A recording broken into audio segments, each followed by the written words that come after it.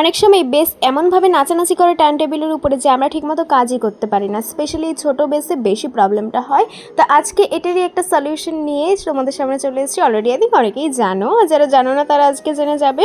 তো প্রথমে যখন আমি বেসের মধ্যে ভালো করে কেকটাকে নিয়ে যতই ক্রিম দিয়ে সেট করে কাজ করতে যাই না কেন, ফ্রস্টিং করার সময় ভীষণই প্রবলেম হয়। বেস এইভাবে এদিক ওদিক নাচানাচি করতে থাকে মনের আনন্দে। এবারে কীভাবে ফিনিশিং দেবো, একদমই এভাবে কাজ করা যায় না। তো সেক্ষেত্রে এরকম প্রবলেম হলে কী করতে হবে, এখানে আমি নিয়ে নিয়েছি একটা ন্যাপকিন। তোমরা চাইলে কিন্তু যে কোনো একটা কটন কাপড়ও নিতে পারো। তো আমি ন্যাপকিন নিয়েছি, ন্যাপকিনটাকে আমি সুন্দর করে ভাঁজ করে ছোট করে নিয়েছি। যেহেতু আজকে আমার বেসটা ছোট, তাই জন্য এটাকে আমি ছোট করে নিলাম, চাইলে বড় করে রাখা যেতেই পারে। সুন্দর করে পেতে দিয়ে এবার আমি করছি এটাতে ওয়াটার স্প্রে। ভালো করে ওয়াটার স্প্রে করতে হবে, যেন ওটা খুব ভালো করে ভিজে থাকে, একদম ড্রাই যেন না থাকে। এরপরে ভালো করে বেসটা বসালেই কিন্তু এটা খুব সুন্দর করে লক হয়ে যায়। দেখো এদিক ওদিক আর মুভ করছে না, আমাদের ফিনিশিং আনতে আর কোনো সমস্যা হবে না। আশা করি এই টিপসটা তোমাদের জন্য হেল্পফুল হয়েছে। আমার চ্যানেলটা সাবস্ক্রাইব করে দিও, আর ফেসবুক ও ইনস্টাগ্রামে দেখে থাকলে ফলো করে দিও ফর মোর। রাধে রাধে, আজকের মতো টাটা।